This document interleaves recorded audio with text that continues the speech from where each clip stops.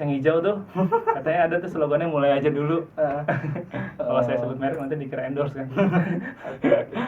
Oke, jadi mulai aja dulu karena kan sebenarnya kita kalau misalnya kita gagal dalam merencanakan mungkin berarti kita merencanakan untuk gagal. Ya kan ada yang bilang gitu. Tapi kalau misalnya rencana ditabrakin dengan eksekusi selalu menang gitu.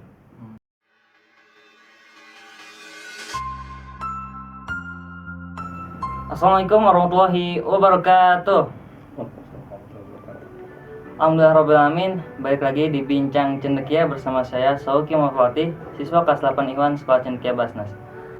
Alhamdulillahirrahmanirrahim. Di video kali ini saya sudah ditemani oleh salah seorang CEO dari sebuah perusahaan yang bisa dibilang perusahaan ini masih merintis, tapi insya Allah kedepannya pasti bakal lebih besar gitu. Amin. Beliau adalah Mas Hadid Fatur Alam, betul Mas? Iya betul. Beliau adalah CEO dari sebuah perusahaan OK Garden, dan perusahaan OK Garden ini salah satu perusahaan startup di Indonesia, dan ada juga contoh-contoh lain dari perusahaan startup di Indonesia, yakni seperti ojek online, terus dan lain-lain sebagainya. Nah Mas, gimana, apa kabar Mas? Alhamdulillah baik.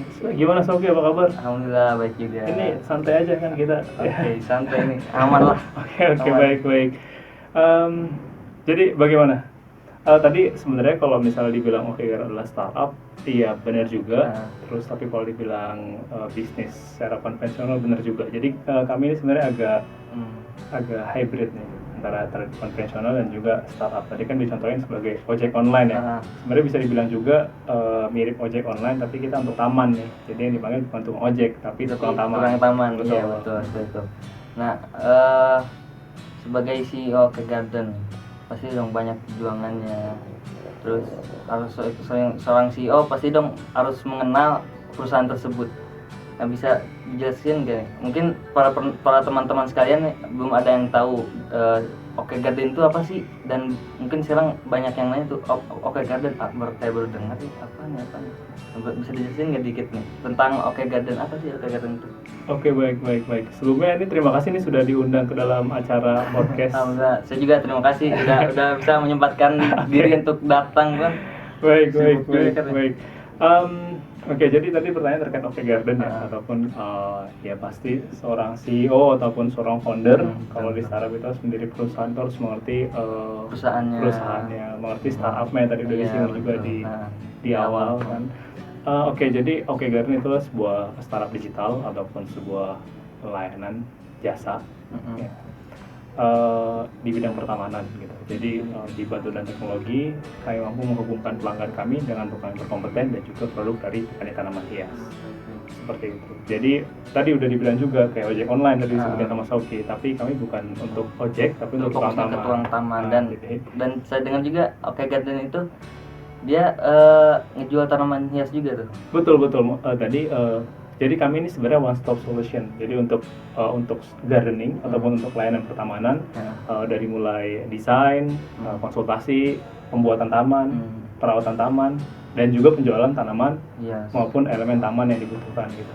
Kayak gitu kurang lebih. Oke, jadi OK Garden adalah sebuah perusahaan startup di Indonesia yang dia itu hampir mirip kayak Gojek, ojek online dan lain-lain sebagainya, tapi fokusnya tuh di tukang taman, terus menjual tanaman hias dan sebagainya.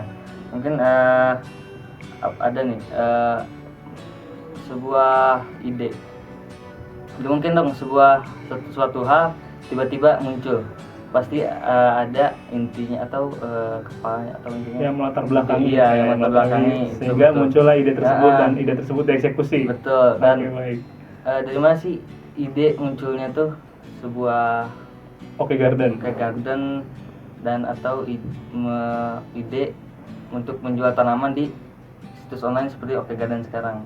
Oke, baik. Kalau dibilang latar belakang ataupun awal mula munculnya OK Garden itu karena mungkin karena background saya juga ya, latar belakang saya sebenarnya ataupun latar belakang keluarga saya tinggal di desa, jadi maksudnya di mana di desa itu mayoritas orang berprofesi sebagai petani, pekerja lepas. Jadi nggak cuma petani aja nih, tukang juga, tukang bangunan, tukang taman, ya termasuk tadi petani tanaman hias. Nah, waktu itu saya lulus dari pesantren itu sekitar tahun 2013 saya lulus pesantren, terus kayak melihat sebenarnya orang tua saya sebenarnya guru, orang tua saya guru, cuma karena saya 6 bersaudara, jadi 6 bersaudara. Iya, jadi melihat hal tersebut cukup banyak. Jadi melihat hal tersebut orang tua saya berinisiatif untuk mencari penghasilan tambahan dengan bertani rumput gajah mini. Rumput gajah mini itu salah satu jenis rumput untuk taman. Di pekarangan rumah. Awal mulanya dari situ. Jadi orang tua saya bertani nih di pekarangan rumah rumput. Cuma waktu itu masalah klasik nih, Sauki atau teman-teman yang para penonton. Jadi para penonton yang ada di sini, masalah klasik lah, petani tidak memiliki penghasilan pasti karena produknya nggak pasti kejual. Nah, orang tua saya merasakan hal tersebut karena saat misalnya rumput udah siap panen, itu nggak ada yang mau beli. Siap panen jadi udah siap panen, tapi kan datang biasanya tengkulak karena kan di desa, jadi nggak punya akses langsung ke customer. Betul sih. Jadi nggak ada yang mau beli rumputnya, kan di desa nih, rumputnya kan yang beli biasanya susah juga gitu kan. Iya, susah juga, biasanya ada kayak distributor atau kayak tengkulak lah, middleman sama aja, agak susah. Tengkulak atau middleman yang ngebantu untuk pengepul rumputnya. Nah, jadi kadang-kadang kalau pengepulnya itu udah dapat di tempat lain nih, nggak laku nih rumputnya. Nah, waktu itu saya udah sedikit mengerti cara berjualan di internet ya. Waktu itu tahun 2013 sebenarnya udah ada Toko Bagus, Berniaga, Kaskus. Nggak tahu ya? Toko Bagus, Berniaga, Kaskus. Nggak ada yang tahu ya? OLX tahu? OLX tahu. Jadi dulu tuh sebelum ada OLX itu masih ada Toko Bagus sama Berniaga. Terus mereka bergabung. Toko Bagus saya pernah dengar tuh. Oh iya. Toko Bagus. Tapi Kaskus masih tahu Kaskus? Enggak. Kaskus masih ada. Oh, Kaskus masih ada. Kaskus itu sebuah kayak komunitas terbesar di Indonesia pada zamannya. Jadi komunitas apa aja di situ ada. Gitu, dan juga ada forum jual belinya. Jadi saya juga terima kasih nih sama Kaskus. Jadi Kaskus, pokoknya para founder startup keren-keren lah pokoknya. Para founder yang bikin marketplace itu keren-keren. Bener-bener konkret ya, benar-benar mereka membantu UKM seperti saya gitu untuk mengembangkan bisnisnya. Atau menjual produknya gitu. Jadi Mas Adi itu memiliki ide atau muncul ide tersebut tuh dari latar belakang keluarga dan desanya. Betul. Dari sebuah permasalahan, misalnya kan tadi disebutkan juga oleh Mas Adi bahwa di desanya itu para petani atau pekerja lepas itu di saat setelah panen dan tanaman hiasnya sudah siap, susah tuh buat ngedistribusiinnya gitu. Jadi Mas Adi itu muncul, wah ini buat mempermudah para petani, para pekerja lepas untuk menjual tanamannya tuh mending bikin sebuah situs online supaya lebih mudah gitu kan. Betul. Waktu itu saya bukan anak bukan programmer. Jadi saya nggak bisa nih ngoding waktu itu. Jadi saya langsung ya udah nebeng aja, nitip jualan lah ke Kaskus kayak yang udah ada gitu. Jadi kayak gitu sih Sauki awal mulanya. Oke. Nah, dari sebuah permasalahan pasti dong ada selain latar belakang juga yang memunculkan sebuah ide, pasti dong ada latar belakang yang mendorong atau membuat kita lebih semangat untuk menjadi seorang entrepreneur nih. Kira-kira yang Mas Hadi rasakan tuh pendorong atau motivasi Mas Hadi itu untuk supaya sampai sekarang untuk jadi entrepreneur tuh motivasinya tuh siapa atau apa tuh? Sebenarnya kalau untuk motivasi bisnis ya atau menjadi entrepreneur itu kan kayak kembali ke individunya. Maksudnya ya kita gitu sebagai individu atau sebagai manusia biasanya punya panggilannya masing-masing gitu. Kalau semua orang panggilannya sama bakal membosankan gitu kan. Kalau semua orang ngisi podcast gini kan bosan banget ini. Iya, emang orang pada podcast semua gitu harus kan. Ada hal lain juga. Iya, ada hal lain. Maksudnya dalam arti nggak semua orang ditakdirkan menjadi pebisnis juga. Tapi yang latar belakangnya kenapa saya menggeluti bidang ini ataupun menggeluti menjadi pebisnis atau menjadi entrepreneur ataupun menjadi startup founder gitu, ataupun tadi kayak dibilang, kayaknya Oke Garden menyelesaikan sebuah masalah nih. Kok kenapa pengen apa sih yang bikin semangat gitu untuk kan banyak yang bilang jadi entrepreneur itu nggak gampang ya, apalagi misalnya. Emang itu saya juga ngerasain tuh, saya juga sekarang lagi fokus buat belajar gitu dan emang ngerasain banyak harus benar-benar banyak berkorban, harus banyak sabar gitu. Betul itu dari segi produk, dari segi pemasaran, belum dari segi bangun tim itu banyak hal kompleks yang sebenarnya kalau orang-orang yang mungkin orang yang belum biasa nggak akan mampu untuk konsisten gitu untuk menjadi seorang entrepreneur gitu. Jadi tadi benar juga sebenarnya bahan bakarnya apa gitu yang bisa bikin konsisten. Nah kalau dari saya sendiri waktu itu sebenarnya udah saya bilang tadi, saya 6 bersaudara. Terus singkat cerita setelah 2013 itu saya kuliah. Saya kuliah dari 2014. Jadi saya sempat kuliah 2014. Cuma waktu itu saya nggak sampai selesai. Jadi saya berhenti. Semester 3 saya berhenti. Karena satu lain hal, saya berhenti semester 3 terus baik lagi kira-kira apa yang bisa saya kerjain gitu. Jadi sebenarnya kalau mau dijahit nih cerita cukup panjang. Shopee ini podcastnya boleh berapa lama nih? Gak santai aja. Nanti editornya pusing lagi. aman. Oke, baik. Jadi kalau misal tadi dari 2013 ya, dari 2013 itu tadi saya jualan rumput kurang lebih setahun karena belum ada uang untuk kuliah. Jadi tuh cari pekerjaan. Jadi kayak saya jualan rumput nih di internet. Saya punya cukup uang, akhirnya saya daftar kuliah di salah satu PTN di Jakarta, ambil bahasa Arab, karena anak pesantren. Jadi ambil bahasa Arab, waktu itu udah punya mobil pickup. Jadi mobil pickup dulu kan kalau misalnya dulu tuh jasa iklan baris seperti Kaskus, Toko Bagus, OLX tuh nggak terintegrasi sama logistik. Jadi biasanya mereka beli yang ngatur pengirimannya kita. Gitu. Kalau sekarang udah terintegrasi kan sama logistiknya, sama JNE dan lain-lain. Dulu tuh nggak ada. Masing-masing gitu. Iya, jadi masing-masing. Jadi bener-bener based on kepercayaan. Di Kaskus pun kayak gitu. Jadi orang transfer, ya udah barangnya dikirim lewat manual gitu. Biasanya dikirim ya logistik tapi terpisah, nggak terintegrasi teman-teman. Jadi mungkin tanya bapak-bapaknya ataupun kakaknya kalau misalnya seumuran Shopee. Jadi dulu tuh ekosistem digital tuh belum sebagus sekarang gitu. Jadi kalau misalnya dari e-commerce, marketplace itu pengirimannya kadang terpisah ataupun masih sangat terbatas. Jadi waktu itu akhirnya beranikan dulu untuk ambil mobil pickup. Jadi kirim sendiri tuh waktu itu. Jadi kirim rumput sendiri dari Depok ke daerah-daerah kayak misalnya banyak kan di kota kan, karena saya sebenarnya nggak di Depok banget sih, perbatasan antara Depok dan Bogor. Jadi desa sebelah tuh udah Kabupaten Bogor. Kayak gitu. Jadi punya pickup, saya kuliah. Nah di kampus tuh saya akhirnya buka jasa pindahan. Jadi pickup itu saya sewain. Jadi buat modal juga. Bukan buat modal, jadi kan kalau saya kuliah terus harus balik ke desa nganterin rumput kan lama ya. Jadi kan saya kuliah tapi harusnya ngekos di dekat kampus saya kan. Iya. Jadi kalau dari Soleh lumayan 1 jam. Dari saya ke kampus saya ke rumah tuh 1 jam. Jadi itu lumayan yang memutuskan saya untuk ngekos. Nah, karena memang kuliah dengan biaya sendiri, jadi harus mikir nih kira-kira alternatif bisnis mana nih yang bisa dikerjain. Nah akhirnya saya bikin jasa pindahan. Jadi terinspirasi sama tahu kan disewakan kalau pickup tuh lagi ada disewakan. Nah itu saya cuma mindahin ke online, mindahin ke tadi iklan baris tadi ke Toko Bagus, ke Kaskus. Tanamannya bukan ke tanaman. Ini jualan pindahan nih, jadi udah beda. Nah jasa pindahan terus yang melatar belakangi untuk ngerjain tadi kayak mirip ojek online gitu kan, itu sebenarnya terinspirasi juga sama ojek online. Jadi tahun 2015 Gojek datang nih, ya kan? 2014-2015 tuh Gojek datang, mereka melakukan invasif, jadi melakukan invasi yang gila-gilaan lah.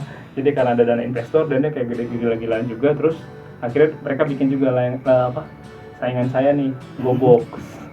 Jadi waktu itu saya jasa pindahan. Jadi ada GoBox nih. GoBox itu mirip yang untuk angkutan. Jadi dia menghubungkan antara si pickup dengan orang yang butuh layanan pickup. Emang saingan. Jadi waktu itu kayaknya kompetitornya emang udah gede. Iya, jadi terus mungkin masih bisa kalau misalnya pendekatannya secara personal kan. Jadi kalau misalnya dipikir lebih dalam lagi, misalnya sebenarnya jasa pindahan itu masih bisa survive, saya punya jasa pindahan. Karena emang ada langganan juga kan, langganan yang emang orang udah terbiasa pakai kita gitu. Nah, waktu itu akhirnya tapi kayak bosan gitu, kayak nggak seru nih gitu kan. Kayak nggak seru nih. Ya udah akhirnya ganti. Balik lagi ke desa. Akhirnya saya nggak kuliah, saya memutuskan untuk drop out, balik lagi ke desa. Ya udah, ini gimana caranya nih rumput bisa online nih, bisa punya aplikasi sendiri nih. Jadi kayak gitu waktu itu. Jadi itu tahun 2016 awal. 2016 awal jadi udah mulai bikin Oke Garden. Waktu itu namanya masih Alay, Oke Tukang Taman. Jadi nggak apa-apa kalau bikin startup awal namanya Alay nggak apa-apa. Siap. Bisa dicontoh tuh, Bay. Alay dulu, Bay. Yang penting jalan dulu gitu. Jadi jangan kebanyakan perencanaan gitu. Oke. Jadi jalan dulu aja. Karena orang biasanya tuh ngeliat dari bukan namanya, dari kayak servisnya, testimoninya gitu. Pasti ada aja yang mau beli. Jadi kunci adalah jelek-jeleknya produk ada aja yang suka gitu. Sebagusnya produk ada aja yang nggak suka gitu. Tetap aja ada haters. Betul, emang setiap hal juga itu pasti ada yang suka ada yang nggak suka. Iya, jadi bukan jalan dulu aja. Doang, Jadi gas dulu aja gitu. So oke. Terus ya udah. Waktu itu ada sebenarnya titik cerah itu belum ketemu. Belum tahu nih gimana cara mengonline kan layanan pertamanan. Cuma waktu itu suka cari-cari inspirasi di YouTube, di internet gitu kan. Cara-caranya. Iya, jadi terus ada informasi yang mana pemerintah tuh mengadakan sebuah program. Programnya itu adalah 1000 startup digital. 1000 startup digital. Itu kapan? 1000 startup digital. Sekarang masih ada. Benar. Iya, harus lebih gaul ya. Makanya buka YouTube tuh buka berita-berita pemerintah, karena pemerintah itu ada untuk mensejahterakan rakyat katanya. Jadi program-programnya harus diikutin. Aman. Kayak gitu. Waktu itu ada, terus ikut kan. Jadi di sana ketemu tim yang teman-teman yang yang sekiranya percaya dengan ide ini gitu, Tukang Taman bisa didigitalkan gitu kan. Ya udah akhirnya kami bikin website, kami bikin ini. Cuma satu lain hal tuh kayak dibikin aplikasi ataupun bikin website itu satu hal tuh. Jadi kamu bisa nih bikin, saya bisa bikin aplikasi atau bikin website. Cuma ada hal lainnya. Iya, hal lainnya adalah untuk mendatangkan trafficnya atau membuat orang lain pakai. Itu udah hal yang lain kan. Pemasaran tuh hal yang lain. Iya, emang nggak cuma satu hal tuh buat bisnis tuh nggak cuma satu hal doang. Harus misalnya nih, Oke Garden kan di programmer ya. Ada web itu masuk ke programmer atau aritmatika algoritma kayak gitu. Dan gak cuma programmer doang, di bisnis juga ada yang namanya buat strategi bisnis, buat ngembangin marketingnya dan lain-lain, distributor dan lain-lain. Dan emang susah juga sih. harus banyak-banyak belajar itu. Betul. Jadi dari situ ya udah dari hal tersebut melihat nih, akhirnya balik lagi ya udah ngerapin proses bisnisnya dulu aja. Jadi yang mana yang sebelumnya kayak pengen bikin aplikasi, mau bikin website, itu jadi ya semua dipindahin dulu ke WhatsApp, karena kan yang kita hubungkan juga Tukang Taman. Tukang Taman waktu itu mungkin literasi untuk digitalnya tuh belum sebagus tukang ojek online. Emang Tukang Taman juga. Maksudnya dulu kayak masih manual kan, manual, belum ada yang mendistribusi ya, belum ada yang kayak mencontohkan lah gitu kan. Jadi mereka pun masih agak susah untuk diarahkan ke sebuah aplikasi gitu. Itu pada tahun 2018. Ya akhirnya manual. Jadi akhirnya manual dulu, WA dulu. Sekarang webnya enggak nih. Jadi tetap orang pesan di website bisa, tapi cuman fokusnya di WA. Jadi diarahkan ke WhatsApp. Di WhatsApp kita bikin grup WhatsApp. Jadi setiap proyek itu ada grupnya. Jadi kita tuh manajemennya lewat proyek grup. Klien A ada grupnya, klien B ada grupnya sendiri, klien C ada grupnya sendiri. Nah, grupnya itu berisi dengan tukang taman, konsultannya. Kadang mungkin kalau misalnya tukang tamannya udah expert tukang taman juga dimasukin gitu. Jadi jangan sampai tukang tamannya masuk tapi akhirnya di bypass gitu. Jadi nggak lewat Oke Garden.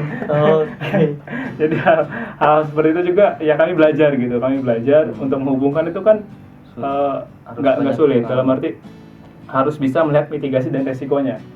Resiko tuh ada kayak misalnya resiko orang nih langsung ke customer nih, tapi yang kedepannya nggak pakai Oke Garden lagi. Emang gitu.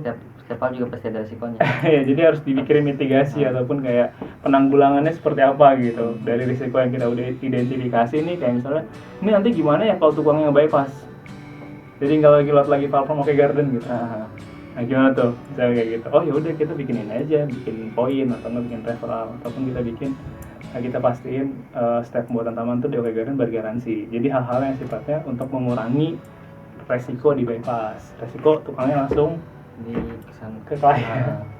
Jadi singkat cerita sampai sekarang kemarin ya sekarang sih kami udah ada banyak yang kami kerjakan ya, semakin banyak ya pesanan ya, kami akhirnya bikin sistem juga, sistem internal itu ada untuk bikin monitoring project dan juga untuk bikin rancangan anggaran biaya yang terintegrasi. Jadi yang kami rapikan justru dapur kami dulu nih, dapurnya ya Oke Garden dulu. Jadi kalau depannya ya kayak biasa aja, kayak pakai WhatsApp, kayak pakai web gitu, ya. Justru pemasarannya seringnya di Instagram, media sosial kan, kayak gitu, ataupun pakai ya Facebook Ads gitu-gitu kalau sekarang.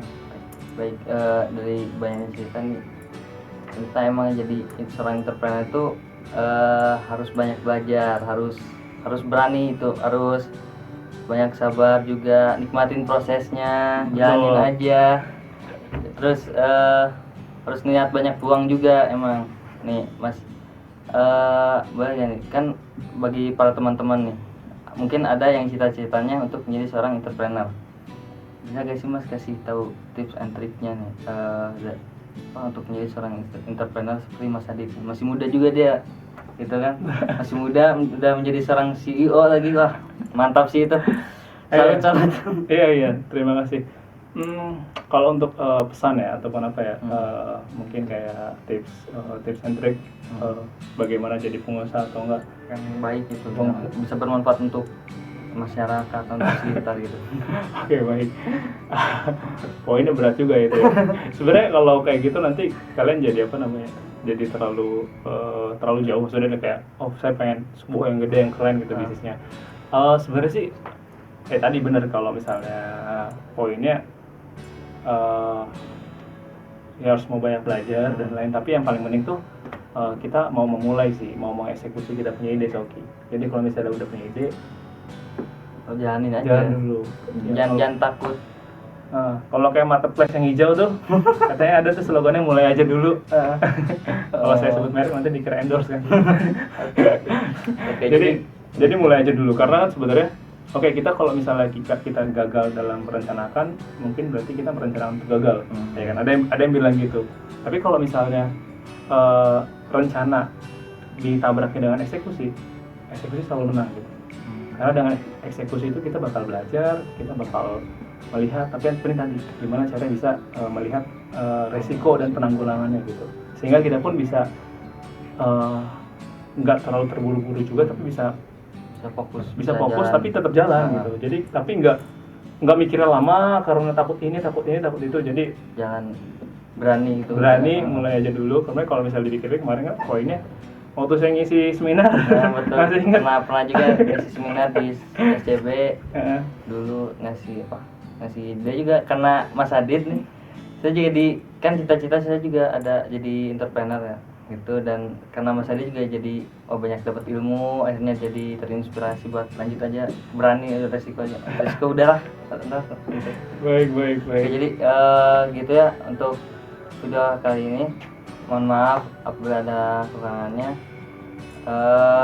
Ambil yang baiknya dan tunggu video selanjutnya. Insya Allah bakalan ada video menarik lainnya dari kami.